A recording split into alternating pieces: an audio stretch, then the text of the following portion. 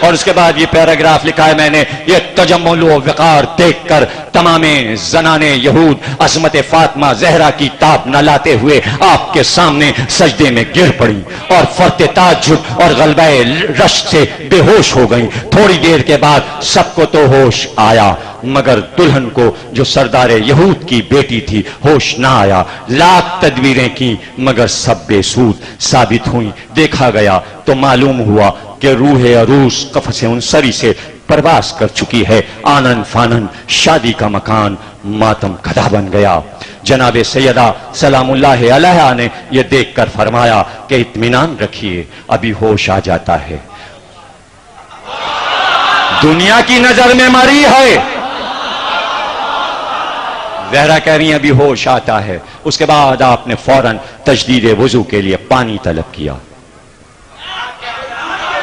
پہلے بچے کو وضو سکھایا جاتا ہے، ابھی تم کلمہ پڑھ کے مسلمان ہوگی، وضو تو دیکھ لو ایسے ہوتا ہے یا ایسے۔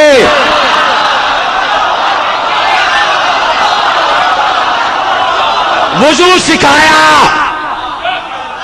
یہ ہے تبلیغ زہرا۔ مصلی بچھا کر 2 رکعت نماز ادا کی، پھر دست دعا بلند کیے اور فرمایا اے میرے معبود برحق، میں بنت رسول ہوں، صدیقہ نام رکھا ہے تو نے بطول کا، جھوٹا نہ کیجیو مجھے صدقہ رسول کا۔ اے میرے معبود برحق، میں تیرے رسول کی بیٹی ہوں، میری عزت تیرے ہاتھ ہے۔ تمام لوگ یہی کہیں گے کہ سیدہ کے آتے ہی دلہن ختم ہو گئی، خانہ شادی خانہ غم بن گیا۔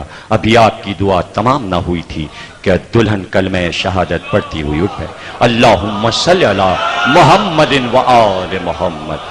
دیکھیں اس کہانی کی خصوصیت یہ ہے کہ اس کے پڑھتے کے درمیان جتنی بار درود پڑھو گے اتنی جلدی منت دوسری آئے گی۔ گونگا بن کے نہیں سننا ہے اس کہانی کو، اس لیے درود پڑھو، درود پڑھو۔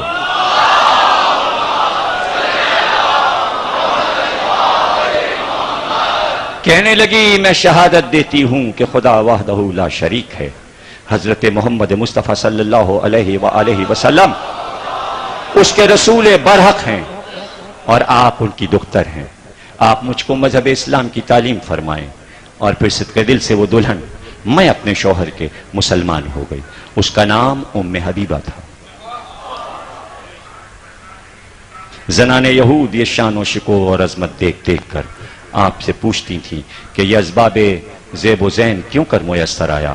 آپ فرماتی کہ اپنے بابا جان جناب رسول اللہ سے پایا ہے۔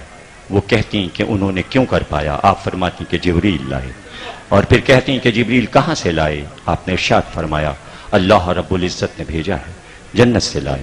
جب جناب فاطمہ زہرا کے اس اعجاز عظمت اور اجلال و رفعت کو دیکھ کر وہ تمام زنان یہود بے اختیار پکار اٹھی کہ ہم خداوند لم یزل و لا یزال اور اس کے رسول برحق پر ایمان لائیں، اور ہم گواہی دیتے ہیں کہ آپ رسول خدا کی دختر ہیں۔ آپ ہمیں مذہب اسلام کی تعلیم فرمائیں۔ اور ساتھ ہی ان سب کے مرد بھی صاحب ایمان ہو گئے۔ اتنی تبلیغ ہے اس میں، تم کہتے ہو یہ کہانی ضعیف ہے؟ یہودی سے تو لڑ رہے ہیں مسلمان، بتاؤ تو کہ زہرا کے اخلاق نے کیسے یہودیوں کو مسلمان بنایا ہے۔ سب نے نہایت عزت و حرمت کے ساتھ آپ کو رخصت کیا۔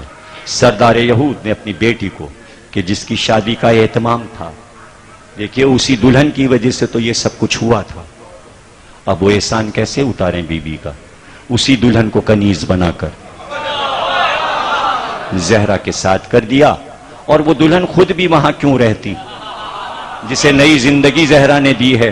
اب وہ بیوی کو چھوڑتی، وہ بیوی کے پیچھے پیچھے کنیز بن کے آ گئی، اور وہی ام حبیبہ ہے۔ اور زہرا کو معلوم ہے ابھی اس کی شادی ہوئی ہے، بیوی نے اس کو کنیز بنا کے نہیں رکھا بلکہ اسی وقت آزاد کر دیا۔ کہ جا تو آزاد ہے اور جہاں تجھے تیرا شوہر لے جائے تو جا۔ بچوں کے اس نے پیر چومے، شہزادیوں کے ہاتھ چومے، زہرا کی چادر کو چوما۔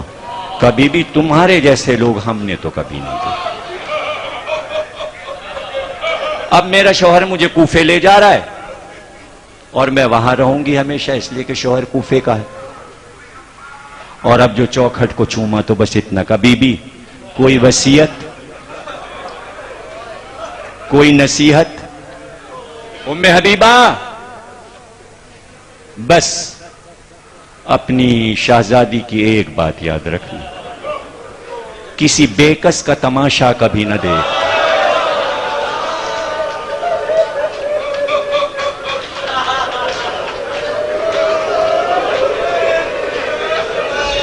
ام حبیبہ کبھی اسیروں کا تماشا نہ دیکھنا، کبھی مجبور و لاچار کا تماشا نہ دیکھ۔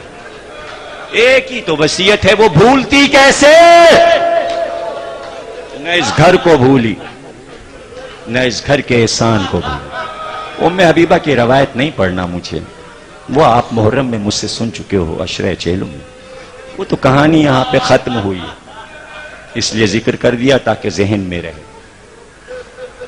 بےکسوں کا تماشا نہ دیکھنا۔ کس طرح بی بی نے یہ بات امت تک پہنچائی ہے، تماشا نہ دیکھنا۔ پہلا تماشا امت نے اس وقت دیکھا جب زہرا کا گھر چل رہا،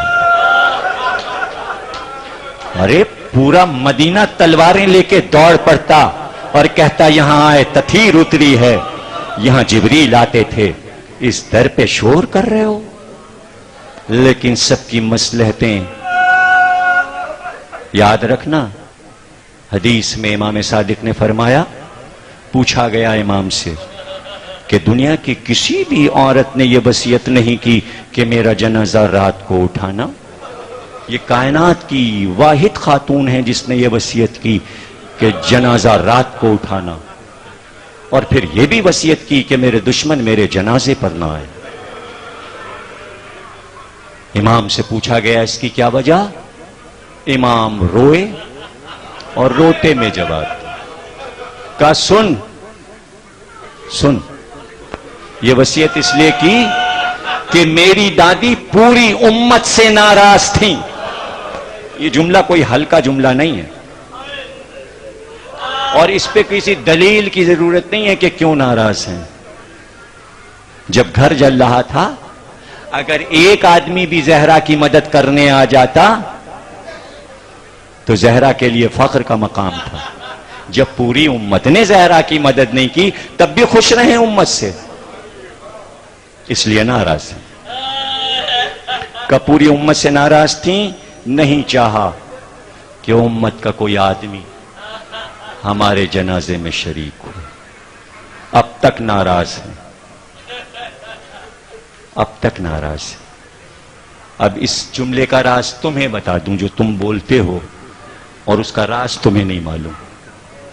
جب تم کوئی عمل کرتے ہو، مجلس کرتے ہو، جلوس نکالتے ہو، نیاز مانتے ہو، تو کوئی اگر تم سے کہے یہ سب کیوں کر رہے ہو؟ بس ہم یہ چاہتے ہیں رسول کی بیٹی خوش ہو جائے، بس یہ چاہتے ہیں حسین کی ماں ہم سے خوش ہو جائیں۔ پوری امت سے ناراض ہیں، اس لیے پوری امت پر یہ واجب ہے کہ انہیں خوش کرنے کے لیے کام کرتے رہو۔ امت کے وہ فرد نہ مننا کہ جس سے زہرا ناراض ہیں، اس لیے ہم اپنے کو یہ کہہ کر الگ کرتے ہیں کہ ہم حسین کی ماں کو خوش کر رہے ہیں، ہم ان میں شامل نہیں ہیں جن سے زہرا ناراض۔